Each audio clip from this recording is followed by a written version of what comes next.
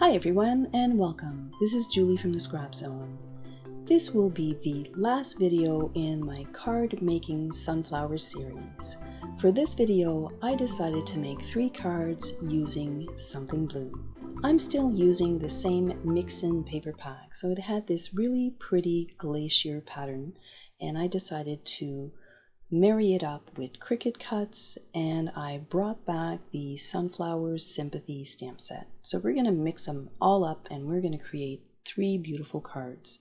So here you see me assembling those little sunflowers. They've been cut in Cricut. I use Canary on the light side, and here the top layer is done in French vanilla. You've seen me do this before. I like to add the glue directly on my all-purpose mat, and then I use a sponge dauber and I assemble my Cricut pieces. I also like to use the spritzer cleaner to clean off the all-purpose mat, and I even use it for cleaning off my messy hands. So here I'm going to add that beautiful sunflower image on either side of that card base. So here I'm adding it on the left side and the right side, and when I add my pattern paper piece in the center, it's going to give me that other element of design. So right before this video, I did use my re-inker for my ink pad, and the sunflower center is a large surface, or it's got a lot of stampable surface if you want. So I was having a hard time getting it to stamp just right. So I did a few tries, as you can see here. Sometimes I get asked, how come you stamp perfectly the first time? I don't. I always have a scratch piece of paper on the side, and I will test it before I go on my finished project. So now that my center was conditioned properly and the ink was flowing right, I just stamped on my front and everything came out perfectly. So see, this is what I was trying to achieve. I was trying to have this really nice pattern on both sides of the pattern paper. So here I'm going to add just that little leaf to fill in the blanks. So I'm just going to add one little leaf on this one side and on the other.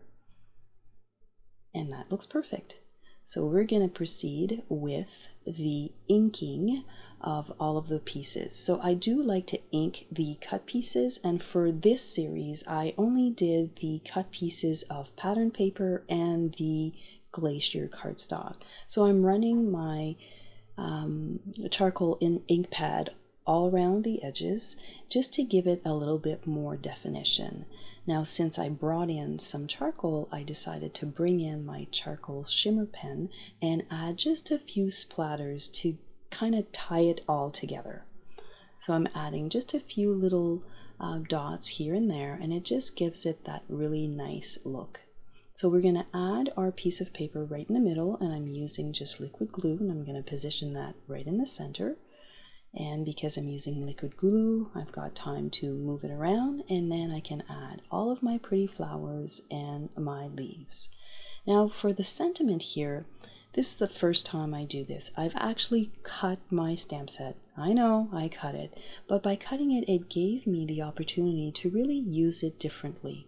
So you can see at the top here that I've already stamped it once, and then when I've cut them, or when I cut the image, I realized that sending you was nice and straight, but the hug word can actually be stamped on an angle, and I really like the way that that turned out. So you can stamp it straight, or you can actually just move it up. See how I'm just moving it up here and just giving it a little bit of personality? I really like that I could do that, and you know, I could not have achieved that had I kept it all in one piece. I'm not one to cut them normally, my stamp images, but for this one, I was willing to do the sacrifice. So here we're going to add all of those pieces, and again, I like to use thin 3D foam tapes when I'm making cards, and we're going to put the first card right at the top, and then we're just going to add all of the other flowers right underneath. I'm going to further embellish this card with silver thread, and I'm going to put it at the back side of the smallest flower. So all of the pieces have been popped on this card with thin 3D foam tape, and then I decided to pull the silver. So believe it or not, this is the silver sequins, but in there you have these iridescent sequins that pick up whatever color you put them against. So I really liked how it gave my card just that little glow that I needed, and it just finished it off perfectly. So I'm going to put that onto the base card, and we are done card number 1. So we're going to move right along here, and we're going to keep on going with card number 2. So card number 2, again, I am using the Cricut pieces. So this is a really nice sunflower. I'm using the light side of the glacier, and we're going to stamp a beautiful background. But before doing that, I'm going to assemble that sunflower. This particular sunflower, I like it a lot because it's got a really nice division between the petals, and it's very easy to assemble the top and the bottom layer. Sometimes it's a little bit difficult, but for this particular flower, it comes together beautifully. So we're going to go ahead and assemble those little leaves, and then very much like the first card, but here I'm going to use much more of the background. I'm going to stamp that beautiful flower on the glacier cardstock. I really like that tone on tone that it gave these cards, and then when you pop it with a little bit of canary yellow at the top, it just kind of completes the whole look. So we're going to go ahead here, and we are going to add the smaller pieces. So I'm going to add a few leaves here and there. So I'm very mindful that there's not much going on in the center, because that flower is going to pop right in the center. So I don't need to overstamp. I just need to create a background. So again, I'm going to pull my little shimmer brush, and I'm going to add just a few flicks here and there. And sometimes it's hard to control, so again, you have to test it, and it's a flick, right? So you get something different every time.